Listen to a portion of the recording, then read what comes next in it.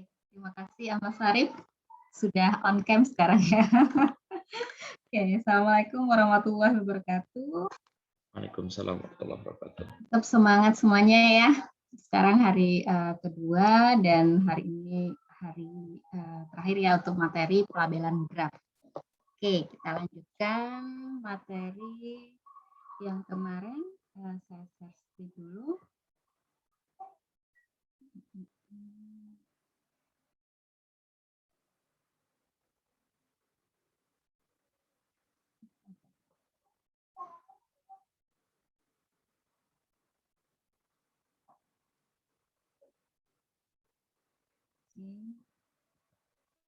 Kita sekarang akan membahas pelabelan graf ya, sisi ajaib super dari graf 2 reguler. Kemarin kita sudah membahas pelabelan sisi ajaib super dari graf pohon ya, yang berupa graf bintang, kemudian ada graf sisir di situ, dan juga kajian-kajian yang lainnya tentang subdivisi graf bintang.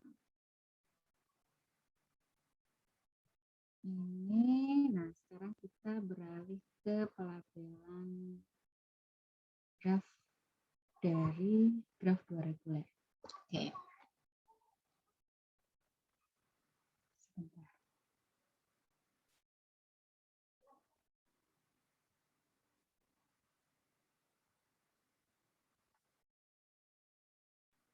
Nah, untuk materi yang kemarin, sekarang kita beralih ke materi yang kedua. Kita review lagi ya, karena ini masih terkait dengan definisi konsep pelabelan sisi ajaib super. Jadi yang kemarin masih agak bingung, kita kaji kembali ya, kita pahami definisinya, sehingga nanti akan lebih lancar untuk memahami konsep pelabelan grafnya. Oke, jadi pelabelan sisi ajaib ya, kita tahu pelabelan sisi ajaib itu sebelumnya suatu pelabelan ya, merupakan F ya, merupakan fungsi yang bijektif dari himpunan titik dihubungkan dengan himpunan sisi ke bilangan bulat 1 sampai dengan P plus Q, banyaknya titik ditambah banyaknya sisi. Kalau dikatakan sisi ajaib berarti bobot sisinya itu konstan. Jadi untuk setiap sisi UV pada graf G, maka label titiknya FU ditambah FV ditambah label sisinya sama dengan K. Makanya itu konstan. Nah, pelabelan sisi ajaib dikatakan super apabila label titiknya 1, 2, sampai dengan P. Oke, kemudian lema yang menjadi acuan untuk karakter dari pelabelan sisi ajaib super di sini ada 2. Jadi kalau kalian menemukan artikel-artikel di bagian introduction pasti mengenalkan lema 2 ini yang menjadi acuannya. Jadi hanya sedikit saja ya. Jadi di sini lema 1 yang menyatakan syarat perlu ya, dinyatakan oleh Enomoto ya, sekalian dia mendefinisikan untuk pelabelan sisi ajaib super. Jadi kalau misalkan ada graf G yang merupakan graf sisi ajaib super, maka ukuran dari graf G-nya atau Q kurang dari sama dengan 2P min 3. Kemudian yang menjadi acuan terpenting dalam pelabelan sisi ajaib super adalah lema 2. Disampaikan oleh Figura Centeno ya dalam artikelnya pada tahun 2001 bahwa graf G itu merupakan sisi ajaib super jika dan hanya jika. Nah, ini memenuhi syarat perlu dan syarat cukup. Sedemikian sehingga dia ada tambahan himpunan add-sum-nya. Jadi himpunan add-sum-nya nanti ini sebagai pengganti kita bisa mengabaikan label sisinya. Terdiri dari Q buah bilangan bulat positif berurutan. Jadi FU ditambah FV ya. Jadi harus berurutan. Kemudian nilai K-nya bagaimana? Nilai K-nya bisa ditentukan dari banyaknya titik P ditambah banyaknya sisi Q ditambah minimum dari S. Oke, jadi ini yang menjadi acuan untuk pembuktian suatu graf itu merupakan pelabelan sisi ajaib super. Oke, kemudian kenapa pelabelan sisi ajaib super ini sangat penting? Karena kita juga mengenal banyak ya, sebenarnya pelabelan graf itu banyak sekali. Nah, pelabelan sisi ajaib super itu terkait dengan pelabelan-pelabelan titik yang lain, diantaranya graceful, di sini harmonis, sekuensial, dan kordial. Nah, hubungan antar pelabelan tersebut sudah dibahas dalam artikel yang kedua tersebut, figurasi itu. Kemudian dari pelabelan sisi ajaib super itu karena terkait dengan pelabelan yang lain, sehingga banyak peneliti yang membahas pelabelan ini ya. Kemudian ini Wallis tentang counting argumen kemarin ya menghasilkan ini salah lagi ya karena saya kemarin kopak. Oke, jadi kalian benarkan ya ini tidak ada.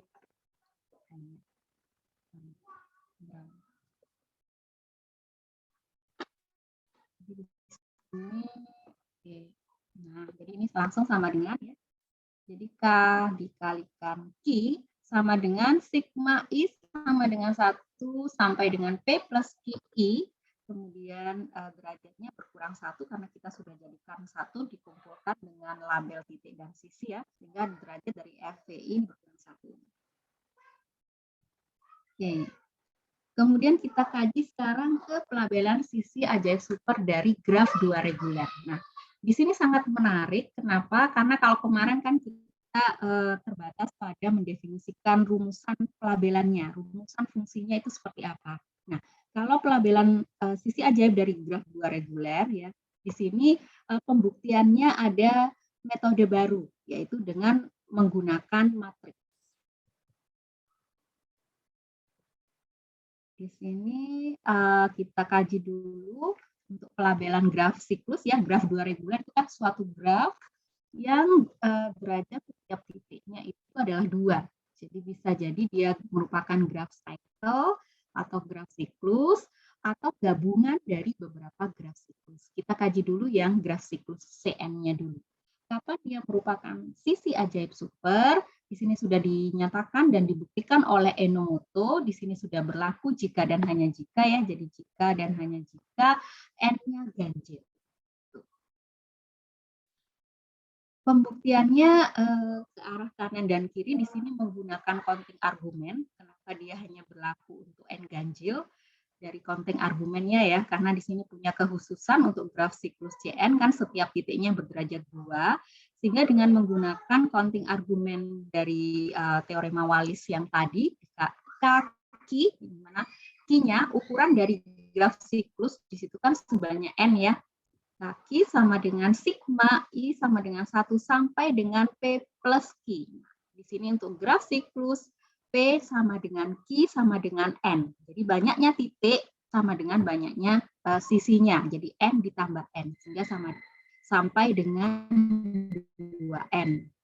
Kemudian ditambah, ya karena setiap titiknya berderajat 2, berarti pengurangan 1, DI-1, derajat titiknya tinggal 1. Derajat titiknya tinggal 1, kemudian FVI. Nah, FVI-nya karena setiap titik jelas derajatnya 1 sampai dengan P. Berarti I sama dengan 1 sampai N. Nah, kita pakai deret ini ya, aritmatika, hasilnya seperti ini. Ini ya, kalian sederhanakan, sehingga diperoleh nilainya ini. Nah, kita tahu kan konstanta di sini kan harus merupakan bilangan bulat. Konstanta ajaibnya. Jadi label titik ditambah label titik yang bertetangga ditambah label sisinya kan harus bulat, sehingga kapan nilai ini akan bulat jelas hanya untuk N-nya ganjil. Sehingga terbukti bahwa kalau CN itu merupakan sisi ajaib super, maka N-nya harus ganjil. Nah, bagaimana kalau ke arah sebaliknya? Kalau ke arah sebaliknya kita ambil graf CN dengan N-nya ganjil, kita buktikan dia sisi ajaib super. Untuk membuktikan dia sisi ajaib super berarti kita harus membuktikan eksistensi labelnya. Sehingga sama seperti konsep pembuktian yang kemarin ya.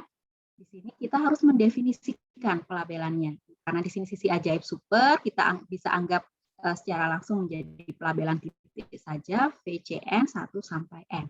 Dimana kita harus mendefinisikan dulu titiknya apakah didefinisikan dari 1 sampai N, kalau dalam hal ini di Enomoto dia mendefinisikan dari V0. V0 berarti sampai dengan VN-1.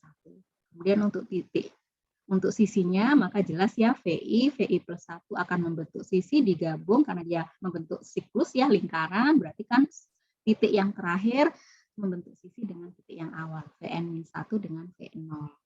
Dengan pendefinisian notasi dari label, notasi dari ini ya, titiknya, maka kita bisa mendefinisikan labelnya sekarang. Nah, labelnya bagaimana? Kita definisikan FVI bagaimana untuk I-nya genap, untuk I-nya ganjil. Kalian bisa cek ya dengan memasukkan I-nya 2, 0, dan seterusnya. Kemudian di sini bukan M ya, maaf ya, di sini harusnya N. Nah, ini ada kesalahan. Salah. Oh, betul M. Maaf. Sorry. Berarti di situ salah ya. Karena di sini sudah mendefinisikan M-nya di sini adalah ini ya, faktor dari N-nya ya, supaya dia membuat ganjil. Saya itu. M ditambah I plus 3 per 2. Oke, kalian nanti bisa mengeceknya. Kita coba. Kemudian kita bisa, karena di sini kan Enomoto di situ mendefinisikan pelabelan sisi ajaib super yang pertama kali sebelum adanya lema yang dinyatakan oleh Figura Centeno pada tahun 2001. Oleh karena itu dalam papernya Enomoto dia masih mendefinisikan pelabelan sisinya yang seharusnya ini bisa diabaikan dengan mengganti adanya himpunan etsam, gitu kan ya. Dengan kalau misalkan ini kan sebelum adanya lema Figura Centeno ya, jadi kita definisikan pelabelan sisinya seperti ini. Kemudian dari situ terbukti ya, kita bisa cermati bahwa pelabelan F merupakan sisi ajaib super dengan konstanta sekian. Jadi ini kalau yang sekarang bisa kita abaikan dengan mengganti nilai etsamnya, himpunan etsamnya. Oke, dari situ kita coba ya, kita coba dulu bagaimana untuk pelabelan titik C9 dan C11. Coba ya, kita coba buktikan ya. Di sini konsepnya sederhana. Jadi gampang ya. Jadi kalau misalkan dia C5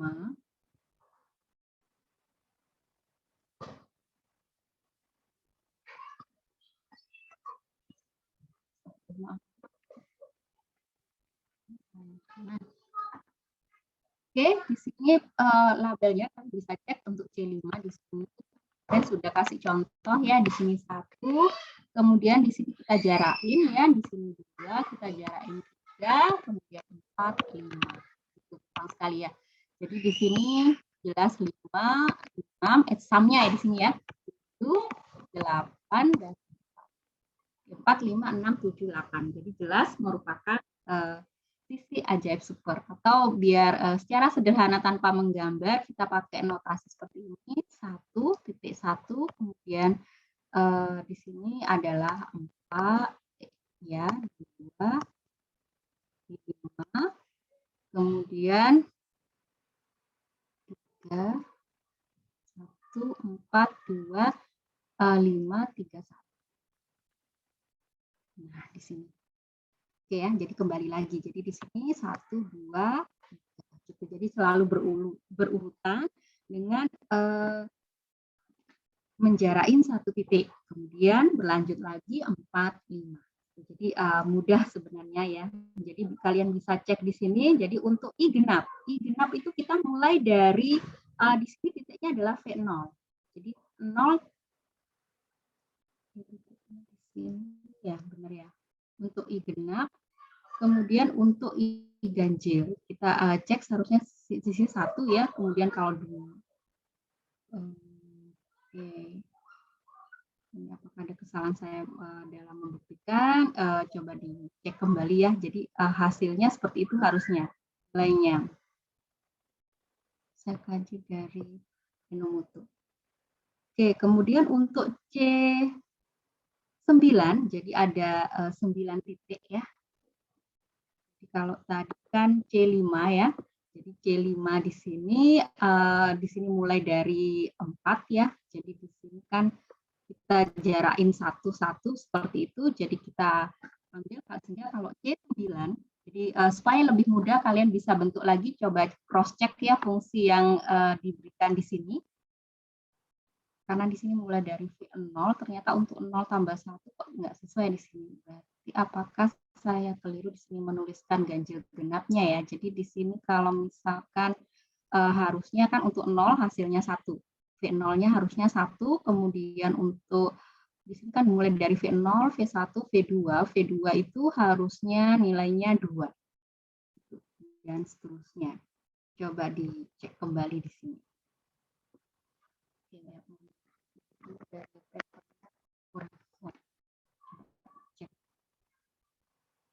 Oke, kemudian di sini C9. Jadi C9 kita punya 9 titik ya. Kita coba di sini 1, 1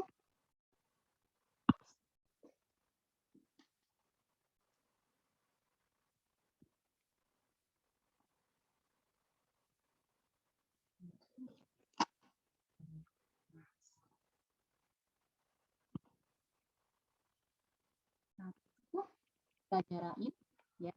Kemudian 2 ya, kita jarain dulu. 3, 4, 1, 2, 3, 4, 5, 6, 7, 8.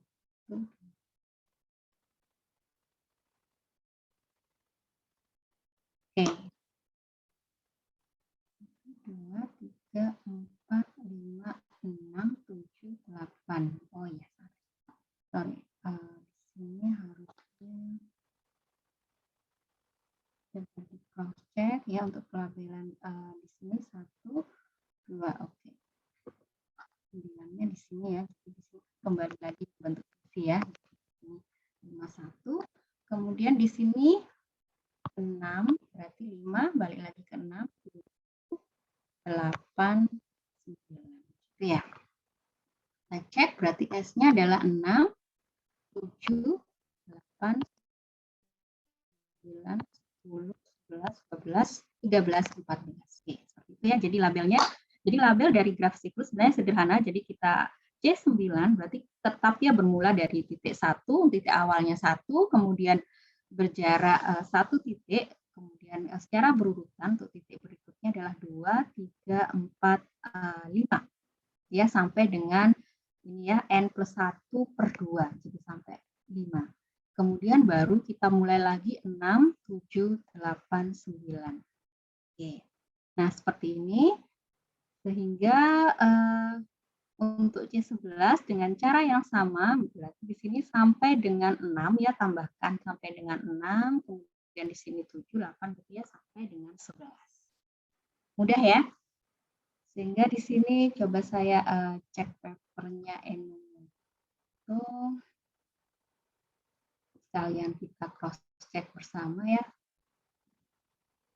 Oke, sambil coba kalian cek lagi ya untuk yang C11.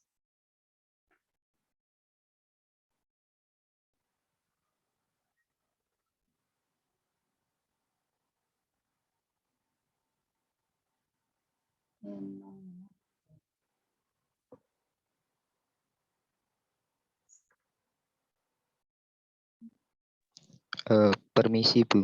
Ada yang ditanyakan ya silahkan. Untuk yang teorema tadi Bu yang Iya, itu kalian tadi dicek ya. sepertinya ada Kesalahan ya. itu Bu, iya. Soalnya kalau I plus 1 per 2 itu kan untuk I genap otomatis kan yang atas bakal gasal terus kan Bu. Iya, betul. Nah itu harusnya itu I plus 2, kalau enggak gitu I plus 2 plus 1. Saya salah mengerti. Maka saya ini coba buka. Iya. Terlihat ya? Iya Bu. Oke ya. Jadi di sini dari papernya langsung dari Enomoto ini ya dari Jurnal Matematik. Ini yang pertama kali mendefinisikan Super Edge Magic Graph. Jadi sebelum yang lain mendefinisikan, beliau di sini artikelnya mendefinisikan. Nah, ternyata di sini saya ada salah ini ya pengetikan ya untuk ini bukan tadi I plus 1 ya, seharusnya I plus 2 ya. Iya Bu. Terima kasih. Oke, di sini kita baru ketahuan loh kok I plus 2. Jadi Jadi saya salah menuliskan, seharusnya di sini I plus 2. Ya, mohon disesuaikan, perbaiki. Oke, kemudian untuk yang I ganjil sudah benar ya, I plus 3 per 2. M plus I plus 3 per 2. Oke, salah mengetik. Sehingga nanti kalau misalkan I genap, jadi mulai dari 0, jadi 0 tambah 2 per 2, jadi jelas mulai dari 1, kemudian untuk I genap yang berikutnya V2, jadi tetap ya, jadi berapapun nilai CN-nya, dia untuk I genap berjalannya tetap secara berurutan. 1, 2, 3, tergantung sampai CN-nya berapa berikutnya. Kemudian untuk I ganjil, ini yang menyesuaikan. Ini yang menyesuaikan, sehingga tergantung dari nilai M, ditambah I plus 3 per 2. Sehingga nanti juga terurut ya. Kalau misalkan di sini dari C5 berarti 4, 5.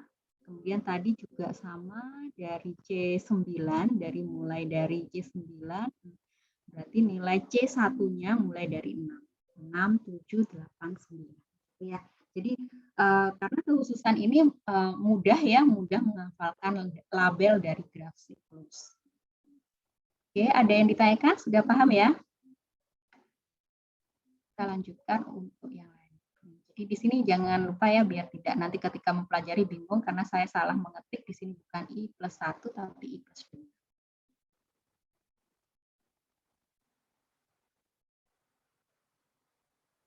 Oke. Kemudian di sini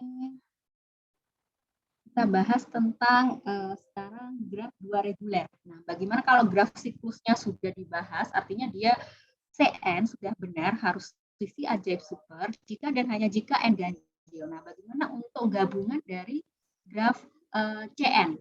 Digabung dengan graf CN yang lain sehingga membentukkan graf 2 reguler. Nah, di sini berdasarkan counting argumen, karena walaupun dia graf 2 reguler, artinya kan tetap ya setiap titiknya tetap berderajat 2. Figura Centeno di sini menyatakan dengan counting argumen sama seperti konsep Enomoto tadi, bahwa dia graf 2 reguler merupakan sisi ajaib super, maka banyak titiknya harus ganjil. Ini jelas mudah dibuktikan dengan counting argumen yang tadi. Cuman di sini tidak berlaku jika dan hanya jika. Karena apa? Karena figura Centeno tidak mendefinisikan fungsi pelabelannya. Dia hanya mengecek kalau dia super, pasti banyaknya titiknya harus ganjil. Kemudian dari kajian ini banyak peneliti mengkaji eksistensi pelabelan sisi ajaib super dari graf 2 reguler. Apakah benar eksistensinya itu semua ke arah sebaliknya, maksudnya semua titik yang ganjil, maka kelas graf 2 reguler itu sisi ajaib super. Nah, di sini kita kaji dulu metode yang lain ya, Otzik di sini pada tahun 1971 dia mendefinisikan ini ya, jadi graf 2 reguler yang jelas mempunyai bilangan kromatik 3 ya. Sehingga di sini kita bisa menggunakan teorema Otzik yang menggunakan matrik array. Di mana matrik ini punya karakter bahwa setiap barisnya mempunyai entry yang sama. Entry yang sama antara 0 sampai dengan M-1. Kemudian dari bilangan tersebut kita susun sedemikian sehingga setiap kolomnya itu mempunyai jumlah yang sama. Jadi setiap kolomnya ini nanti mempunyai jumlah yang sama. Itu yang dinamakan sebagai matrik Otzik. Entry-entry-nya pada setiap barisnya itu adalah 0 sampai M-1. Kemudian ukurannya di sini ya, ukuran matriknya adalah 3 kali M. Oke. Nah, bagaimana konsep matrik ini digunakan sebagai metode pembuktian untuk pelabelan graf 2 reguler dinyatakan dalam teorema yang kelima. Jadi misalkan G merupakan graf sisi ajaib ya, jadi tidak hanya berlaku untuk super, tapi sisi ajaib juga yang tricolorable. Maka di sini jika H itu ada graf itu yang merupakan gabungan dari graf G sebanyak M atau bisa ditulis sebagai MG, maka H juga merupakan graf sisi ajaib untuk setiap M ganjil. Kita bisa menggabungkan dari beberapa graf. Kalau G-nya itu sisi ajaib, kalau kita gabungkan sebanyak M yang ganjil, asalkan graf itu tricolorable ya, maka graf itu merupakan sisi ajaib juga. Ya, kenapa di sini bisa berlaku untuk graf sisi ajaib super? Kemarin kita sudah belajar bahwa setiap graf sisi ajaib super sudah pasti merupakan graf sisi ajaib, karena pendefinisiannya sisi ajaib super kan bermula dari graf sisi ajaib. Jadi di sini misalkan G adalah graf sisi ajaib ya, dengan bilangan kromatiknya kurang dari sama dengan 3. Kemarin kita sudah kaji pada pengantar teori graf ya. Jadi tricolorable atau M-colorable berarti bilangan kromatiknya itu maksimum 3. Jadi kurang dari atau sama dengan 3. Kita bagi menjadi 2 kasus, jika bilangan kromatiknya sama dengan 2 dan sama dengan 3. Maka pewarnaannya jelas didefinisikan seperti ini ya. Kemudian kita definisikan pewarnaan total. Kalau di sini kan pewarnaan untuk titiknya, nah bagaimana sisinya? Berarti sisinya itu ya sisanya aja. Jadi kalau misalkan diwarnai di sini 1, 2, berarti sisi di antara titik itu ya 1, 2, 3 tanpa 1, 2 yang tadi ya. Jadi di sini. Oke, kemudian dari situ kita bentuk matriknya. Di sini misalkan beta ini merupakan pelabelan sisi ajaib, kemudian kita misalkan M itu ganjil ya, karena untuk setiap M ganjil, di sini kita butuh notasi R ya sebagai bilangan bulat positif. Kemudian kita definisikan matrik Kotziknya. Matrik Kotziknya antara 0 sampai M-1 sedemikian sehingga setiap kolomnya mempunyai jumlah yang sama. Di sini setiap kolomnya itu berjumlah 3R. 3R ya. 3R di sini sigma kolomnya semuanya kalian bisa cek sigmanya 3R, kemudian entry-entry dalam kolom ya, dalam ini ya, dalam setiap matrik ya, dalam setiap entry-entry dalam matrik A di situ dari 0 sampai dengan 2R. Ya, karena di sini kan tadi dari 0 sampai M-1. Nah, M-1 itu adalah 2R. Dengan jumlah setiap kolomnya sama 3R. Kemudian dari pendefinisian matrik Kotzik yang tadi, maka kita bisa mendefinisikan pelabelan sisi ajaibnya seperti ini. Jadi di sini graf MG ya, tadi graf MG kita gabungkan graf G-nya, kemudian kita definisikan pelabelan gamma ya, pelabelan gamma di mana pendefinisiannya seperti ini, BU-1 dan di sini dan seterusnya. Kemudian kita cek konstanta ajaibnya tetap ya, konstanta ajaibnya di sini gamma U ditambah ini pelabelan sisi ajaib yang baru ya, yang merupakan gabungan. Kalau tadi beta itu kan hanya satu buah graf G, pelabelan sisi ajaib dari G. Sekarang bagaimana pelabelan sisi ajaib dari gabungannya? Ini dinotasikan sebagai gamma. Tapi ya tetap tergantung pada nantinya pada beta dan komponen dari entry pada matrik A. Nah, ini rumusnya untuk konstanta ajaibnya, ternyata konstanta ajaibnya sekian. Sehingga di sini tidak hanya misalnya tidak hanya super ya, sisi ajaib ya, jadi bisa berlaku untuk pelabelan sisi ajaib juga. Jadi ini betulkan ya, bukan super, sisi ajaib saja. Nah, di sini karena ini setiap pelabelan sisi ajaib super juga merupakan pelabelan sisi ajaib, maka kita bisa juga menggunakan teorema ini untuk memberikan pelabelan pada graf 2 reguler. Karena apa? Karena graf 2 reguler itu merupakan ini ya, tricolorable. Nah, bagaimana mengaplikasikan metode dalam pembuktian teorema tersebut pada pelabelan sisi ajaib super? Misalkan di sini kita punya graf siklus C5, ya. Kita kaji dulu pewarnaan total dari graf siklus. Kemudian kita sudah tahu ya pelabelan sisi ajaib super dari graf siklus. Di sini betanya, maka kita gambar secara utuh semuanya ya. Jadi pewarnaan totalnya. Jadi pewarnaan total bagaimana kita memberikan warna pada graf siklus C5, jelas jika titiknya bersisian seperti ini ya, adjacent, maka harus beri label yang berbeda. Jadi di sini kalau kita ambil label di sini titik 1, maka di sini ada harus 2, tidak boleh 1. Karena di sini adjacent ya. Kemudian kita bentuk di sini jangan 3. Kenapa? Karena tidak bersisian ya. Nanti kalau 3 kan tidak membentuk bilangan kromatik, tidak membentuk pewarnaan minimum. Jadi kita kembalikan lagi aja ke 1. Kemudian di sini 2. Kemudian di sini karena di sini beririsan 3 di sini bersisian dengan 1 dan 2, maka kita tidak bisa memberikan label titik ini adalah 2 atau 1, sehingga kita butuh pelabelan yang lain, yaitu 3. Nah, kemudian bagaimana pelabelan sisinya? Sisinya adalah selain ya, kan adjacent 1, 2, 3, selain label yang adjacent tersebut. Jadi kalau di sini 1 dan 3, berarti di sini label sisinya itu adalah 2. Kalau di sini 1, 2, berarti label sisinya 3, di sini 1, 2, 3, berarti 3, yang di sini adalah 1. Seperti itu pewarnaan total. Tadi sudah didefinisikan secara bentuk rumusnya di sini. Sini ya, jadi kalau label titiknya untuk pewarnaan total itu sama dengan fx-nya. Jadi kita beri label dulu titiknya, jadi 1, kalau bersisian berarti 2, kalau tidak bersisian ya bisa kembali 1 lagi, dan seterusnya. Kemudian label sisinya adalah himpunan 1, 2, 3 ya, selisih di antara label-label titik tersebut yang saling adjacent itu tadi. Ini definisi dari pewarnaan totalnya. Kita aplikasikan pada C5, hasilnya labelnya seperti ini. Kemudian bagaimana untuk ini label ini graf siklus ya, sisi ajaibnya. Kita ambil yang sisi ajaib super yang tadi ya, kita bisa mengabaikan label sisinya, boleh langsung label titiknya saja.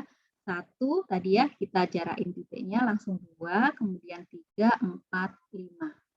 Kemudian ini label sisinya 6, sebenarnya yang dari Enomoto tadi ya, 6, 7, 8, 9, 10. Ini saja ya. Oke, kemudian setelah kita memperoleh label pewarnaan total maupun label sisi ajaibnya, dalam hal ini kita bahas sisi ajaib supernya, maka kita akan memberi label untuk graf 2 reguler, gabungan dari graf C5, sejumlah ganjil. Kita ambil misalkan sejumlah ganjil M-nya yang terkecil dulu, M-nya sama dengan 3. Ya, pelan-pelan sambil dicermati, sambil kita lihat bukti yang tadi. Kita ambil M sama dengan 3, kita susun matrik Kotziknya. Bagaimana menyusun matrik Kotziknya? Secara umum sudah dituliskan di sini secara umum rumusannya. Jadi untuk baris yang pertama, kita langsung susun secara berurutan dari 0, 1 sampai M-1. Jadi tadi M-nya sama dengan 3, berarti 0, 1 sampai 2.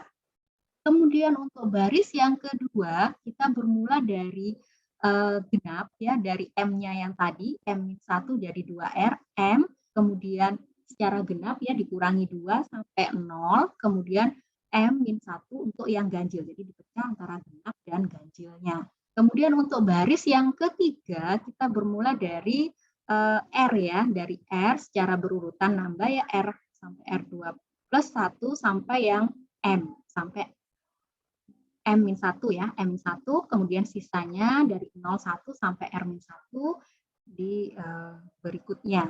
Sehingga untuk M sama dengan 3, maka matrik yang terbentuk adalah ini. Jadi 0, 1, 2, kemudian kita bermula dari M-1, 2, kemudian secara genap kita kurangi 2 sampai 0, kemudian kita data yang ganjil 1.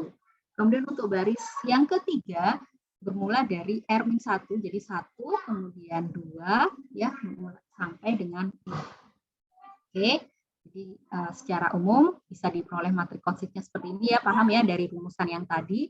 Nah, sekarang bagaimana mengaplikasikan entry dari matrik Kotzik untuk melabeli sisi ajaib supernya, ya.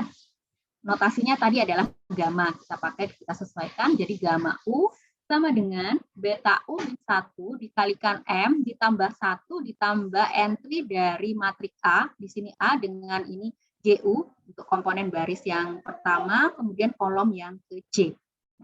Kita coba ya. Oke, paham ya? Agak bingung ya sebentar. Pelan-pelan lah sampai kita coret.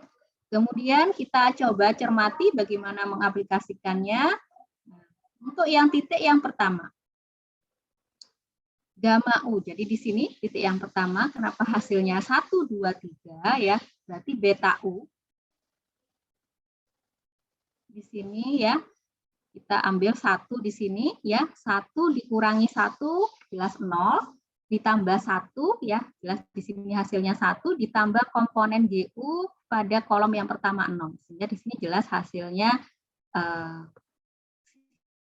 sini 1. Oke. Kemudian sekarang untuk kolom yang berikutnya ya. Ini ya kolom yang kedua, artinya komponen yang kedua. Ini komponen ke J ya, komponen yang ke J, komponen yang berikutnya 2.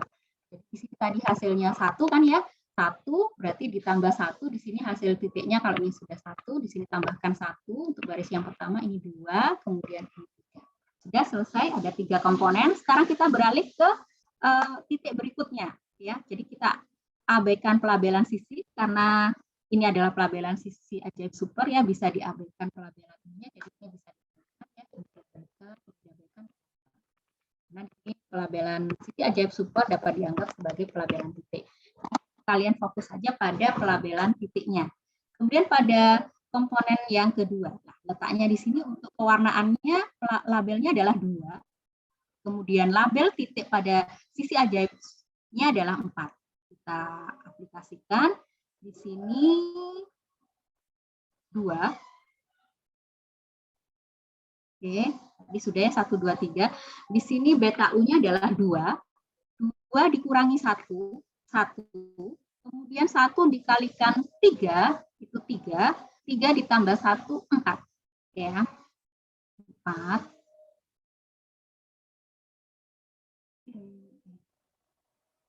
Oh, di sini ya.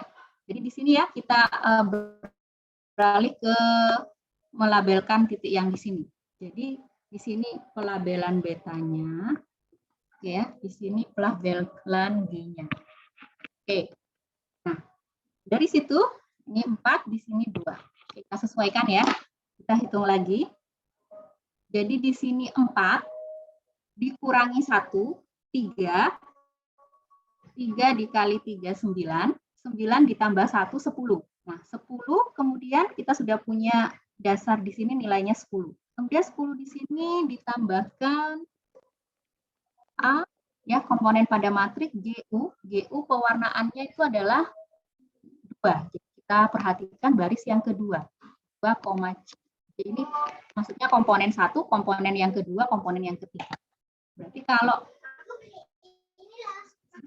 10 ditambah 2, 10 ditambah 2 berarti kita menghasilkan angka di sini 12. 10 ditambah 0 hasilnya 10. Ya, jadi ini sudah jelas 12 tadi. Di sini hasilnya 10. Kemudian di sini 10 tambah 1 hasilnya 11. Paham? Oke. Sekarang kita beralih untuk komponen misalkan dengan cara yang sama ya, untuk misalkan komponen yang terakhir. Kita ingin menghitung komponen pelabelan yang titik yang di sini. Hasilnya seperti apa? Jadi kita punya di sini beta U-nya adalah 3. 3 dikurangi 1, 2. 2 dikali 3, 6. 6 ditambah 1, 7. Jadi kita punya angka 7 sebagai dasarnya. Kemudian A-nya komponen G-nya berapa nilainya di sini? Ternyata 3. Berarti kita lihat baris ketiga pada matriks A. Kemudian ini J-nya. J-nya itu adalah komponen, karena kita kan mau menggandakan ya, menggandakan pelabelan dari graf C5. Jadi kita punya dasar C5, kita gandakan sebanyak M yang tapi M-nya ganjil supaya bisa diperoleh pelabelan sisi ajaibnya. Jadi di sini 7 kita perhatikan baris yang ketiga. Untuk yang komponen pertama berarti 7 ditambah 1 hasilnya 8. 7 ditambah 2, ini kan komponennya untuk kolom yang kedua, menghasilkan entry pada komponen yang kedua 9, kemudian 7 ditambah 0, hasilnya 7. Sehingga secara umum kalian bisa cek S-nya ini akan berurutan. Oke, kalian bisa cek di sini bukan 9 ya. Oke. 9, 12, 19, 19, kemudian di sini 23 dan seterusnya. Kalian bisa cek di sini ya. Meyakinkan, oh ya super. 11, 12, 15, 18 ya, ini bisa di jumlah 14,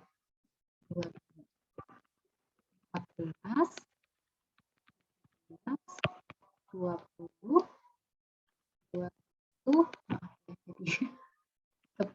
jadi bermula dari 9, 10 dan seterusnya.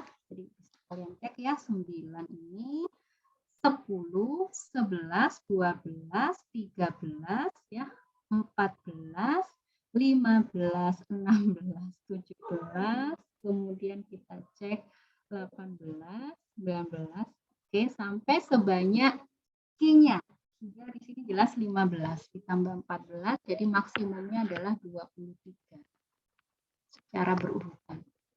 Oke ya, jadi seperti itu melabelkan, menggandakan dari label yang sudah diketahui ya. Jadi di sini dalam hal ini kita bahas graf 2 regulernya adalah graf siklus CN. Kita sudah punya CN, dia adalah sisi ajaib super jika dan hanya jika N ganjil. Nah, kita ingin menggandakan sebanyak M ganjil. Dan juga sebanyak M ganjil, graf yang baru tersebut menjadi tetap merupakan pelabelan sisi ajaib super dengan menggunakan matriks Cauchy. Nah, kita ambil sekarang untuk M yang sama dengan 7, jadi yang agak besar ya. M sama dengan 7, kita susun dulu matriks Cauchy-nya.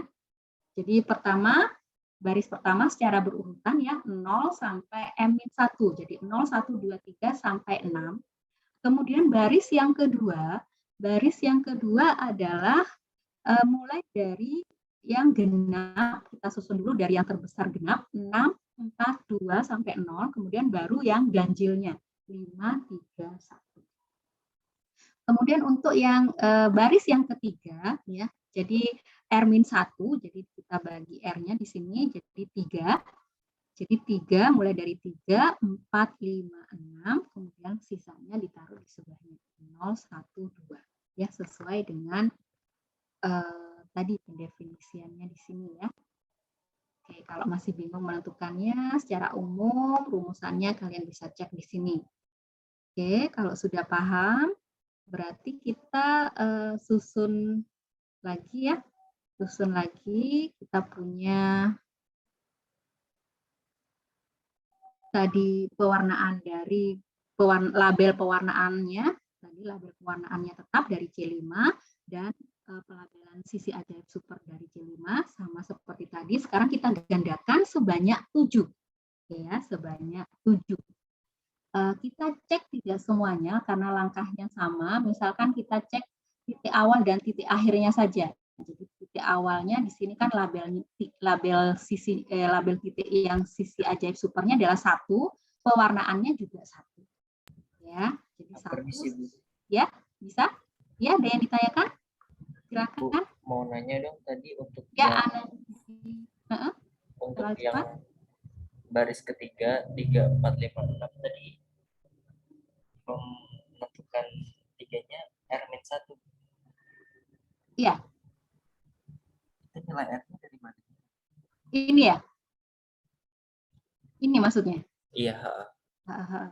Kan ini kan dibentuk dari M-nya kan dari 2 kali 3. Oh iya. Iya benar ya. Di sini R-1 ya, 2 kali 3 ditambah 2 kali 4 ya. Bentuknya tadi 2 kali 3, Bu. Mulainya dari R terus R+1, bukan R-1. Iya. Oh iya, betul. Ya, terima kasih koreksinya. Di sini M-nya adalah 2R+1 ya. Maaf ya. Jadi 2R+1 di sini berarti, oh iya, saya ada kesalahan di sini ya. Berarti di sini saya ada, mohon maaf, jadi di situ bukan 2R-1 yang saya ambil ya, karena di sini adalah bilangan bulat positif ya. Maaf ya, di sini yang salah ya. Oke, terima kasih koreksinya. Karena di sini saya ambil R-nya sebagai bilangan bulat positif ya, bukan mulai dari 0, jadi mulai dari 1. Oke, mohon maaf. Tadi saya ada kesalahan mengetiknya lagi. Oke, terima kasih koreksinya Anindita. Ya, ya jadi 2R min 1. M-nya adalah 2R min 1. Karena di sini saya ambil R-nya adalah bilangan bulat positif. Sehingga mulai dari R sama dengan 1. Oke, jadi kalau R sama dengan 1 kan langsung graf siklus itu sendiri otomatis sehingga mulai R sama dengan 2. Jadi di sini R-nya sama dengan 2 ya. Jadi di sini adalah R sama dengan 2. Oke. Di sini juga sama. R-nya sama dengan 4.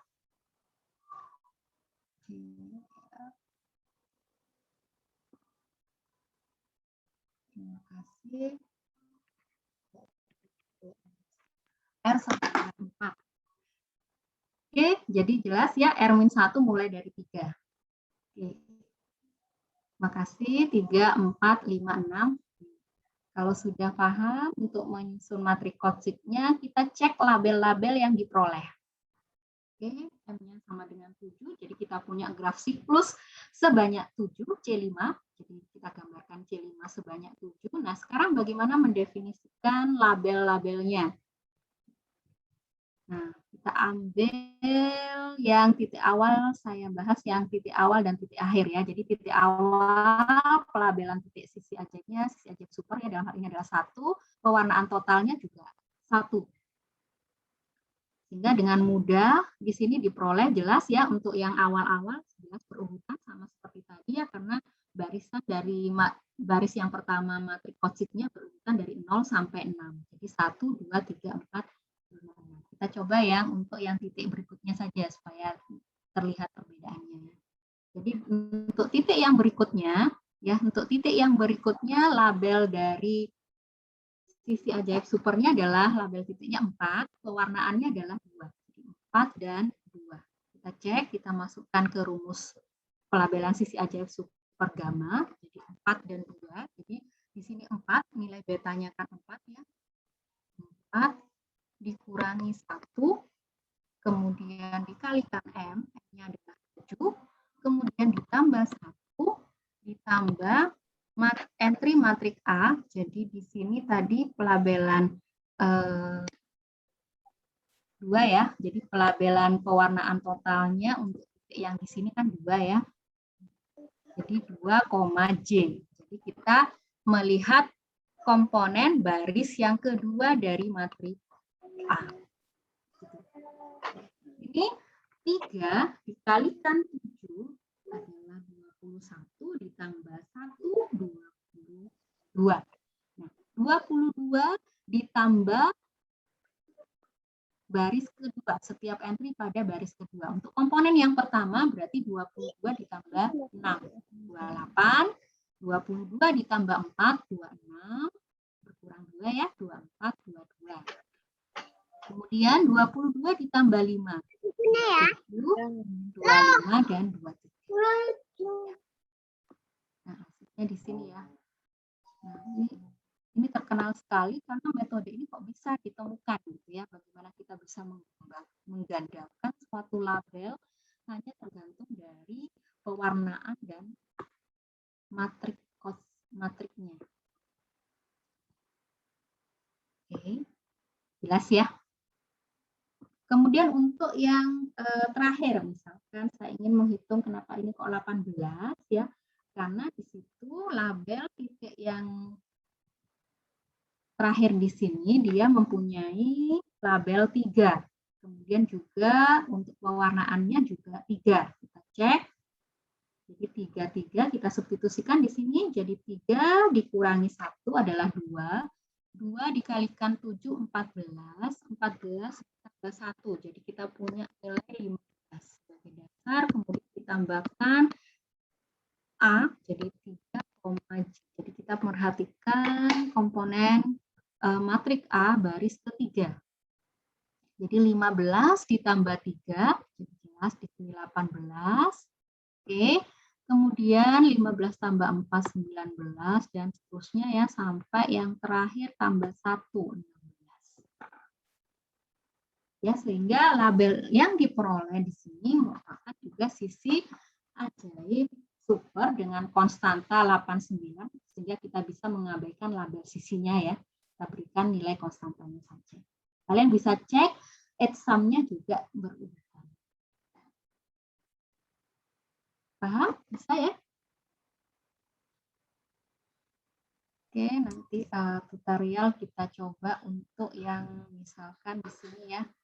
Coba yang C7 setelah istirahat isoma. Kita coba, jadi untuk C7 bagaimana ya? Dengan cara yang sama, kalian gambarkan dulu pewarnaannya. Jadi pewarnaan titik saja ya, kita bisa mengabaikan pewarnaan sisinya. Kenapa? Karena kita bahas super ya.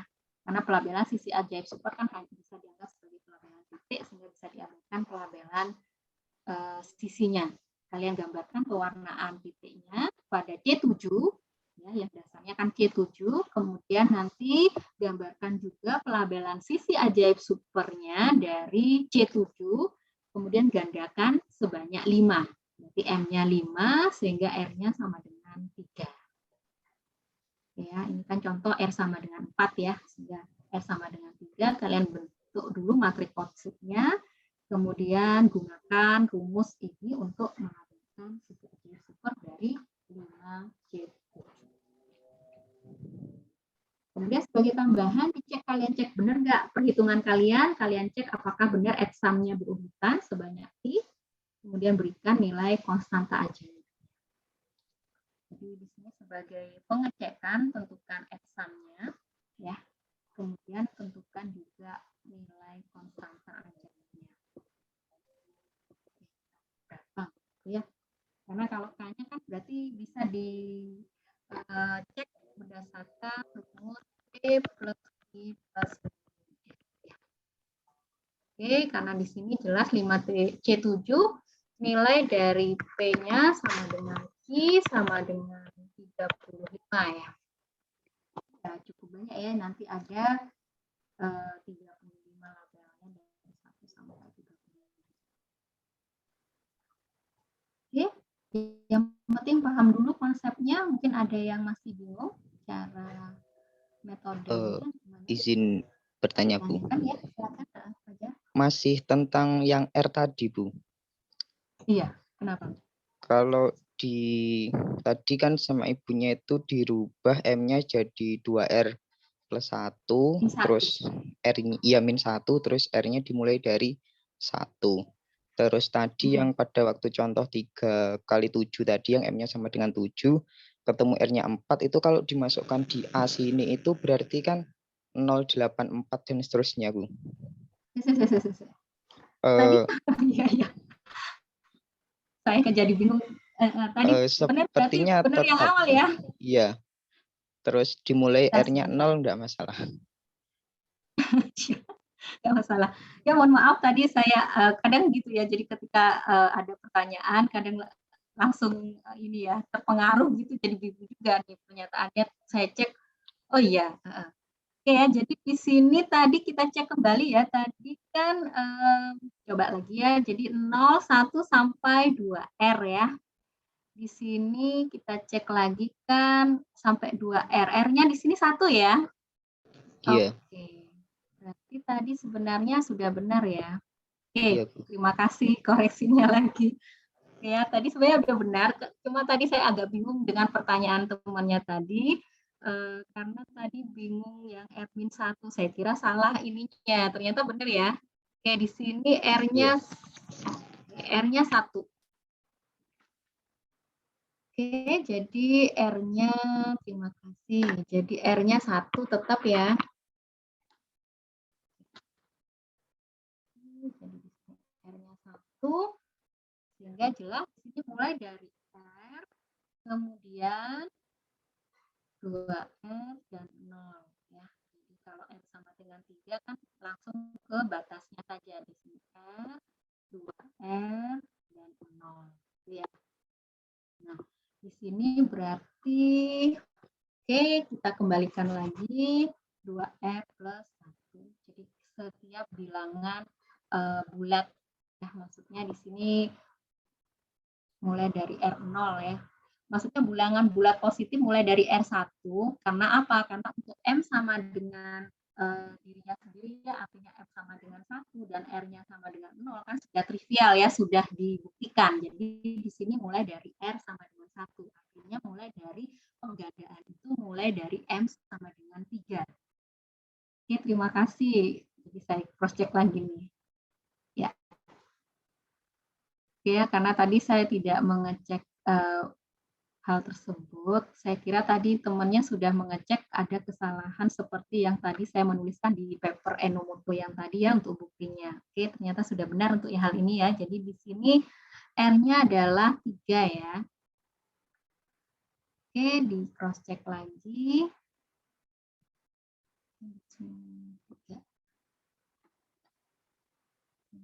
Oke ya, R sama dengan 3. Oke, ada lagi masih bingung? Oke, nggak apa-apa. Oke, di sini R-nya mulai dari 1. Kenapa? Karena penggandaan itu kan mulai dari M sama dengan 3. Karena kalau M sama dengan 1, dengan R-nya sama dengan 0, sudah jelas untuk CN di situ, untuk M ganjil kan jelas merupakan sisi ajaib super. Tadi sudah disebutkan. Oke. Bisa ya? Oke, jadi metodenya sama, kita butuh label pewarnaannya. Jadi pewarnaan itu kan sederhana ya. Kalau ya untuk CN kan hanya 1, 2, 1, kemudian kembali lagi untuk yang titik yang terakhir itu jelas 3 ya untuk CN ganjil karena bertemu bersisian dengan label titik 1 dan 2. Kemudian untuk label sisi ajaib super dari CN ganjil tadi kan sudah dinyatakan di Enomoto, sehingga labelnya dan juga sederhana ya. Jadi tanpa menghafal kita sudah paham polanya ya, 1, 2, bicarain 1 titik, 2, 3 secara berurutan, kembali lagi 4, 5 dan seterusnya. Kemudian untuk pelabelan penggandaan dari graf yang baru untuk sejumlah M ganjil kita menggunakan matrik Kotsik dengan aturannya di sini yang perlu dikaji ya aturannya. Yang untuk baris yang pertama mudah saja 0, 1 sampai M-1, kemudian untuk yang baris yang kedua mudah juga ya kita labelkan dari yang genap ya, jadi mulai dari M-1 yang genap dulu, kemudian yang ganjilnya. Nah, untuk yang baris ketiga ini yang bermula dari R-nya. Nah, R-nya itu adalah nih, M-1/2. Jadi R-nya kalau M-nya 7, R-nya 3. Jadi kemudian nambah 3, 4, 5 sampai 6, kemudian mundur lagi mulai dari 0 dan sisanya secara berurutan 1, 2. Bisa kita cek bahwa setiap kolomnya mempunyai jumlah yang tetap. Dalam hal ini sebanyak 3R. Jadi sebanyak 9. Ya, semuanya mempunyai jumlah yang tetap 9. Kemudian label sisi ajaib super kita menggunakan rumus ini. Jadi beta ini pelabelan sisi ajaib super dari CN, beta U-1 dikalikan M, kemudian ada penambahan 1, kemudian ditambah entry dari matrik A tergantung dari komponen pewarnaan, label pewarnaannya J, U, C. Itu. Ya. Terima kasih. Kemudian kita lanjutkan dulu sebentar. Oke. Karena ini sudah 59 ya, secara umum berlaku untuk graf 2 reguler, di sini untuk graf R reguler ya, tidak hanya 2. Figura Centeno merumuskan menyatakan seperti ini. Kemudian untuk sebagai perbandingan juga, di sini Figura Centeno juga membuktikan bahwa gabungan sejumlah ganjil dari graf siklus yang border ganjil juga merupakan sisi ajaib super. Kalau tadi kan menggunakan teorema Kotsik, nah di sini yang Figura Centeno di sini menggunakan rumus pelabelan seperti biasanya. Jadi kita merumuskan fungsi. Kalau tadi kan menggunakan matrik, itu yang metode yang lain dalam pembuktian, yang metode khusus. Nah, bagaimana kalau misalkan menggunakan fungsi, ini dinyatakan oleh Figura Centeno. Dia tidak berlaku untuk yang tricolorable ya. Jadi tricolorable kan secara umum bisa CN, bisa graf pohon ya, bisa yang lain ya, asalkan bilangan kromatiknya kurang dari 1/3. Nah, kalau ini kan khusus untuk CN. Jadi jika dan hanya jika M lebih dari sama dengan 1 dan N-nya juga ganjil, N lebih dari sama dengan 3. Nah, pembuktiannya di sini tidak menggunakan matrik kosik, tapi menggunakan fungsi. Jadi kita definisikan dulu titiknya, PIJ, kemudian sisinya jelas, kemudian kita definisikan pelabelan titiknya. Sama seperti konsep ya, jadi pakai rumus, tidak menggunakan matrik, jadi agak susah juga ya, jadi perlu mengamati rumus yang diberikan. Kalau matrik tadi kan lebih mudah ya, lebih mudah untuk menentukan labelnya. Nah, apakah terjadi perbedaan hasil? Ya, jadi pada beberapa komponen titik ada perbedaan hasilnya. Misalkan kita ambil contoh yang sama, seperti contoh sebelumnya, ada 3C5 dan 7C5. Nah, kita pakai label yang diperoleh dari figura Centeno, jadi menggunakan rumus ini. Jadi kalian bisa harus cermati dulu pemberian komponen titiknya ya, seperti apa I, karena ini tergantung pada komponen I, kemudian J juga, sehingga perlu hati-hati dalam menghitungnya. Sehingga kalau misalkan kita substitusikan ke rumus tersebut, maka akan diperoleh nilai labelnya. Ya, perbedaannya di sini tetap untuk komponen pertama 1, 2, 3 ini juga sama 1, 2, 3 sampai 7. Kemudian kalian bisa cermati di sini ada terjadi perbedaan pada beberapa titik label itu saja. Kalau di sini kan di sini 12, 10, 11, di situ 4, 5, 6 ya, 12, 10, 11, 4, 5, 6.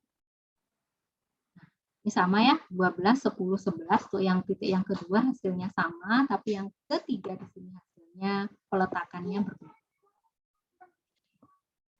Ya, kalian bisa cermati di sini menggunakan rumus. Tapi ini juga merupakan pelabelan sisi ajaib super. Jadi emang kan eksistensi pelabelan itu kan tidak tunggal ya. Jadi bisa bervariasi. Kemudian metodenya kalau secara klasikal kita mendefinisikan fungsi dengan menggunakan rumus. Nah, untuk metode yang menggunakan matrik itu cukup bagus ya untuk mengingat. Oke. Karena susah juga menentukan rumusan matrik, kita aplikasikan untuk membentuk pelabelannya. Nah, kemudian dari pelabelan yang Kotsik tadi, Holder di sini mengembangkan matrik Kotsik secara analog pada graf 2 reguler ya, tapi menggunakan variasi matrik Kotsik. Artinya kan kalau matrik Kotsik tadi kan sudah ditentukan seperti itu, dia menentukan untuk pembentukan yang lain, asalkan tetap sama. Jadi setiap barisnya itu 0 sampai M-1, kemudian jumlah komponen pada setiap kolomnya itu tetap, tapi tidak seperti itu susunannya. Jadi itu menggunakan variasi matrik Kotsik pada tahun 2009. Nah, perkembangannya cukup agak ini ya, lumayan ya. Kotsik itu penemukannya pada tahun 1971. Dan juga karena ini bentuknya khusus, metodenya khusus matrik, dan ini diterima pada I1 ya, Scopusnya ya, Discrete ya, jurnal Discrete ya. Ini kan cukup bagus ya, dan susah masuk ke jurnal tersebut. Kemudian dia memberikan konjektur, jadi tidak hanya menggunakan metode matrik yang variasi matrik Kotsik, Holder juga memberikan konjektur. Tadi kan Enomoto menyatakan bahwa setiap graf 2 reguler dia juga merupakan sisi ajaib super asalkan banyaknya titiknya ganjil. Nah, ternyata ada beberapa graf 2 reguler yang banyak titiknya ganjil itu bukan merupakan sisi ajaib super. Di sini sudah dibuktikan oleh Holden, sehingga dia memberikan konjektur bahwa graf 2 reguler yang border ganjil itu merupakan sisi ajaib super jika dan hanya jika bukan salah satu dari ini. Jadi di sini kita tidak bisa menemukan sisi ajaib super dari C3 gabung C4. Di sini kan banyaknya titiknya adalah 7 ganjil ya. Ternyata tidak ada. Holden sudah membuktikan tidak diperoleh pelabelan sisi ajaib supernya dari C3 gabung C4, 3C3 gabung C4, atau 2C3 gabung C5. Sedangkan yang lain dia banyak mengkaji untuk graf C3. Di sini banyak hasil-hasil pendukungnya untuk graf 2 reguler yang border ganjil. Artinya dia menentukan eksistensi pelabelan sisi ajaib supernya. Nah, di sini. Sehingga dari situ Holden dari hasil yang sudah diperoleh memberikan pernyataan conjecture bahwa graf dua regular border ganjil itu merupakan sisi ajaib super. Tapi ini kan masih merupakan kasus terbuka. Kenapa? Karena Figueroa Centeno itu sendiri juga hanya memberikan pernyataan bukan eksistensi dari pelabelan sisi ajaib supernya. Jadi bahwa setiap graf dua regular merupakan sisi ajaib super jika banyaknya titiknya, maka kalau dia merupakan banyaknya titiknya, kalau dia super, maka banyaknya titiknya harus ganjil. Nah, tapi eksistensi pelabelannya dia tidak menemukan. Nah, ternyata eksistensi pelabelannya ditemukan oleh Holden, tapi di sini ternyata dia bisa menemukan bahwa ada beberapa graf dua reguler yang border ganjil yang bukan merupakan sisi ajaib super. Dan ini masih terbuka sampai sekarang ya 2009 ya. Ini beberapa referensi yang terkait. Jadi kalau kalian bisa tertarik dengan hal ini bisa cek ini ya referensi artikel dari Holden tahun 2009. Kemudian Cicak ya yang terbaru 2017 mengkaji referensi dari Holden di sini, hasil-hasil tentang graf dua reguler yang border ganjil. Jadi ada tambahan. Oke, ada yang ditanyakan? Paham ya? Jadi di sini suatu bentuk pembuktian pelabelan baru. Jadi kalau yang ini kan kita secara umum banyak paper menyatakan pelabelan ini dia dalam bentuk rumusan seperti itu. Jadi rumusan bagaimana melabelkan titiknya dirumuskan, kemudian kita buktikan bahwa dia merupakan pelabelan sisi ajaib super, diberikan konstanta ajaibnya seperti itu.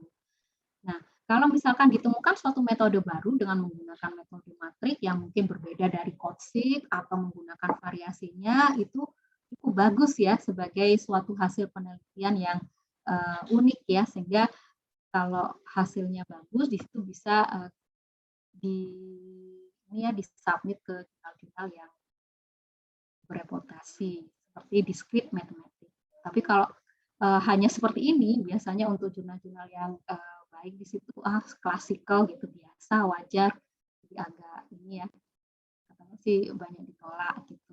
Kecuali untuk yang Q2 walaupun seperti ini masih bisa diterima. Untuk yang Q1 Discrete Mathematics itu mengunggulkan metode pembuktian yang variatif yang baru, yang berbeda.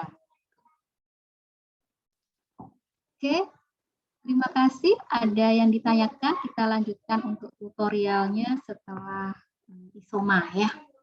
Ini sudah lewat 8 menit ya, jadi nanti kita ya jam 1:05 ya, kita mulai jam 1. Oke, sudah cukup ya? Saya stop share dulu.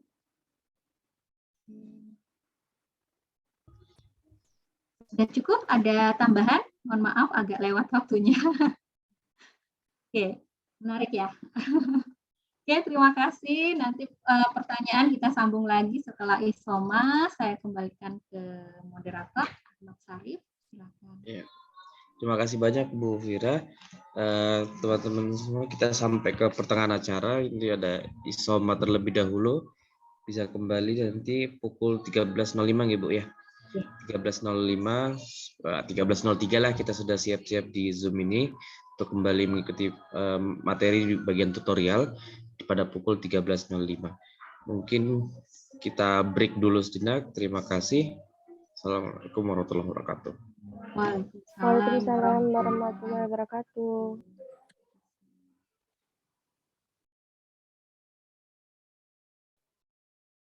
Yang belum isi presensi, monggo bisa diisi presensinya.